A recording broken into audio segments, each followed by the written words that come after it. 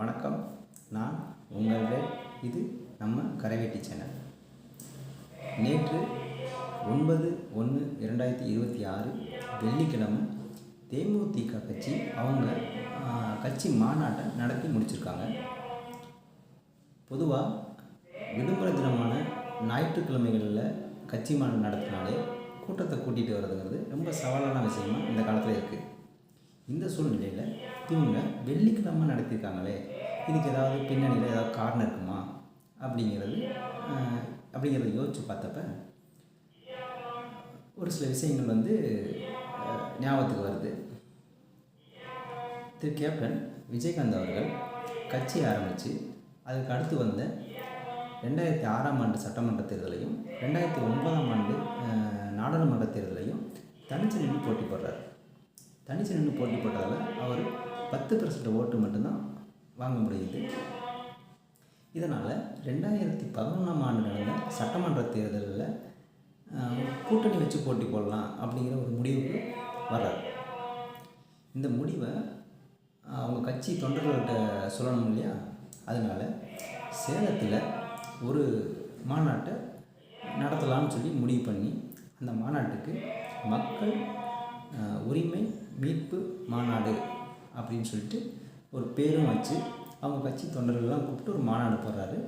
அந்த மாநாட்டில் நான் இந்த வருஷ தேர்தலில் கூட்டணி வச்சு போட்டி போடலாம்னு நினைக்கிறேன், இதுக்கு நீங்கள் என்ன சொல்கிறீங்க, உங்களுக்கு விருப்பம் இருந்துச்சுன்னா எல்லோரும் கை தூக்குங்க அப்படின்னு சொல்லி சொல்கிறாரு. கூட்டத்தில் எல்லா பேருமே கை தூக்கி கேப்டனோட முடிவுக்கு ஆதரவு தெரிவிக்கிறாங்க. விருப்பம் இல்லாதவங்க கை தூக்குங்க அப்படின்னு சொல்லி கேட்குறாரு. மாநாட்டு திடல் முழுவதுமே ஒரு அமைதி தான் நிலவுது. அதனால் கேப்டன் விஜயகாந்த் அவர்கள் இந்த எலெக்ஷன் கூட்டணி வச்சு போட்டி போடலாம் அப்படிங்கிறத முடிவுக்கு வந்துடுறாரு. அதை தொண்டர்கள்ட்டையும் சொல்கிறாரு, நான் யாரோட கூட்டணிங்கிறத கூடிய சீக்கிரம் சொல்லிடுறேன், நீங்கள் எல்லோரும் பாதுகாப்பாக வீட்டுக்கு போய் சேருங்க அப்படின்னு சொல்லி அந்த மாநாட்டை முடிக்கிறார். இந்த மாநாடு நடந்து முடிந்த தேதி என்ன அப்படின்னா ஜனவரி 9, 2011.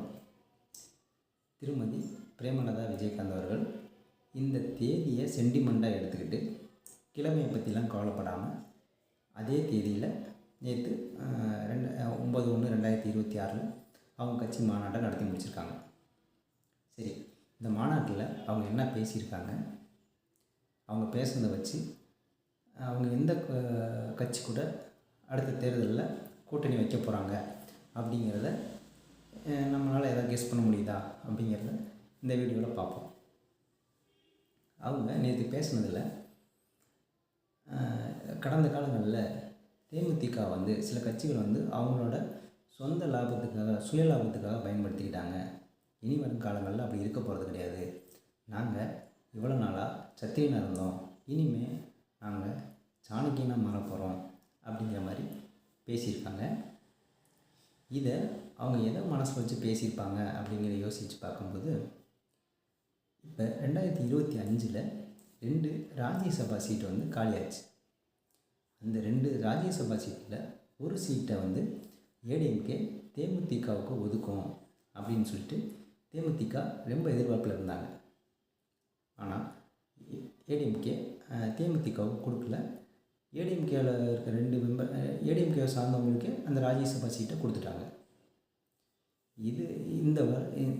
இந்த மாதிரி அவங்களுக்கு அந்த ராஜ்யசபா கிடைக்காதனால அந்த டைமில் பிரேமலதா விஜயகாந்த் ஒரு ஆதங்கத்தில் பேசியிருந்தாங்க. 2024 தேர்தல் உடன்படிக்கையின்படி அவங்க எங்களுக்கு ஒரு ராஜ்யசபா சீட் கொடுத்துருக்கணும், ஆனால் அவங்க கொடுக்கல, இது ஒரு ஏமாற்றம் அப்படிங்கிற மாதிரி அவங்களோட மன ஆதங்கத்தை வெளிப்படுத்தியிருந்தாங்க. ஆனால் ஏடிஎம்கே தரப்புலேருந்து என்ன சொன்னாங்கன்னா, எடப்பாடி அவர்கள் என்ன சொன்னாங்கன்னா, நாங்கள் அந்த மாதிரி ஒரு உடன்படிக்கையே போட்டுக்கல அப்படிங்கிற மாதிரி சொல்லிட்டாரு. கேபி முனுசாமி அவர்கள் என்ன சொன்னாங்கன்னா, நாங்கள் 2025 ராஜ்யசபா சீட்டு தருவோம்லாம் நாங்கள் சொல்லலை, 2026 தான் ராஜ்யசபா சீட்டு தர்றதான் நாங்கள் பேசியிருந்தோம் அப்படிங்கிற மாதிரி இருவேறு கருத்துக்களை அந்த டைமில் அவங்க சொல்கிறாங்க. இந்த சம்பவங்களுக்கு பின்னாடி தேமுதிக கட்சி தலைமை மனசில் ஒரு சின்ன ஆதங்கம், ஒரு மனக்கசப்பு ஏடிஎம்கே மேலே உண்டாயிடுச்சு. ஏடிஎம்கே தரப்பில் இருந்து ஏன் இந்த மாதிரி பண்ணாங்க அப்படின்னு சொல்லி அந்த வட்டாரத்துலேருந்து வந்த தகவலை வச்சு பார்த்தா என்ன எதனால் அப்படி அவங்க பண்ணாங்க அப்படின்னா 2019 எலெக்ஷனில் நாடாளுமன்ற எலெக்ஷனில் ஒரு உடன்படிக்கையின்படி அன்புமணிக்கும் அன்புமணிக்கும் நம்ம ஜிகே வாசன் அவர்களுக்கும் ராஜ்யசபா எம்பி சீட்டை கொடுத்துட்றாங்க. 2019 எலெக்ஷனுக்கு அப்புறம் ராஜ்யசபா சீட்டை வந்து அந்த தேர்தல் உடன்படிக்கையின்படி நம்ம அன்புமணி ராமதாஸ் அவர்களுக்கும் ஜிகே வாசன் அவர்களுக்கும் கொடுத்துட்றாங்க. அவங்க ராஜ்யசபா சீட்டை வாங்கிட்டு அதுக்கு அடுத்து வந்த தேர்தலில் ஏடிஎம்கேவோட கூட்டணியை புறக்கணிச்சிடுறாங்க. ஏடிஎம்கே அலையன்ஸுக்கு அவங்க வரல. இது ஏடிஎம்கே வந்து ஒரு பாடமாக எடுத்துக்கிட்டு ஒருவேளை 2025 வந்து இவங்களுக்கு ராஜ்யசபா சீட்டை கொடுத்துட்டோம்னா அடுத்த ஒரு எலெக்ஷனில் நம்மளோட கூட்டணி நிற்காமல் போயிட்டாங்கன்னா நமக்கு அது லாஸ் தானே அப்படிங்கிறனால ஒரு பிடி இருக்கட்டும் அவங்களுக்கு அப்படின்னு சொல்லிட்டு 2026 வேணுமா ராஜ்யசபா சீட் கொடுத்துக்கலாம் அப்படிங்கிற ஒரு முடிவுக்கு வந்துட்டு தான் அந்த வட்டாரத்துலேருந்து வந்த தகவல்கள்.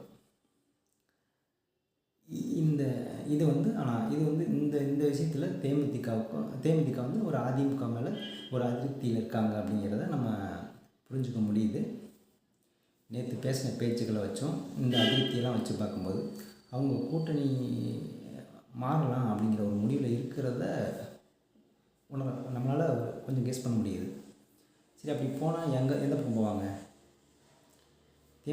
திமுக சைடு தானே போகணும் அப்படின்னு யோசிக்கிற அளவுக்கு ஒரு சின்ன விஷயம் வேறு நடந்திருக்கு.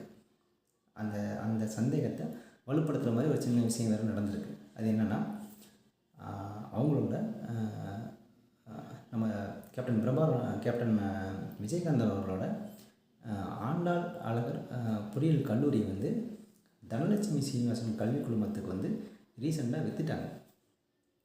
இந்த தனலட்சுமி சீனிவாசன் காலேஜோட ஓனர் அந்த குழுமத்தோட ஓனர் யார் அப்படின்னா திமுக எம்எல்ஏ கதிரவனோட அப்பா, கூடவே நம்ம ராசா அவர்களுக்கு நெருங்கின நண்பர். இதையும் நேற்று அவங்க பேசின விஷயங்களையும் கொஞ்சம் அதெல்லாம் அந்த ரெண்டையும் இணைச்சி பார்க்கும்போது கூட்டணி மாறல எண்ணத்தில் தான் அவங்க இருக்காங்கிறத கெஸ் பண்ண முடியுது. இன்னொரு விஷயத்தை வந்து சொல்கிறாங்க. என்ன சொல்கிறாங்கன்னா, துணை முதல்வராக ஆக போகிறேன், பிரேமலதா வேணும்னா அப்படின்னு சொல்லி நான் ஒரு துணை முதல்வராக போகிறேன் அப்படிங்கிறதையும் அந்த கூட்டத்தில் சொல்கிறாங்க. இதை வச்சு பார்க்கும்போது ஏடிஎம்கேலையும் அவங்க துணை முதல்வர் அமைச்சர் கொடுக்க போகிறது கிடையாது. டிஎம்கே கூட்டணி போனாலும் துணை முதலமைச்சர் பதவி கொடுக்க போகிறது கிடையாது. இப்பொழுதைக்கு கூட்டணிக்கு வந்தால் துணை முதலமைச்சர் கொடுக்குற ரேஞ்சில் யார் இருக்கா அப்படின்னா நம்ம விஜய் தாவேகா கட்சி மட்டும்தான். அதனால் என்னோடய கணிப்படி அவங்க வந்து திமுகவுக்கு போயிடுவாங்க, திமுக கூட்டணி தான் போவாங்க அப்படின்னு சொல்லி நான் நினைக்கிறேன். உங்களுக்கு என்ன தோணுது அப்படிங்கிறத கமெண்ட்டில் சொல்லுங்கள். இந்த வீடியோ பிடிச்சிருந்தா சப்ஸ்கிரைப் பண்ணுங்கள்.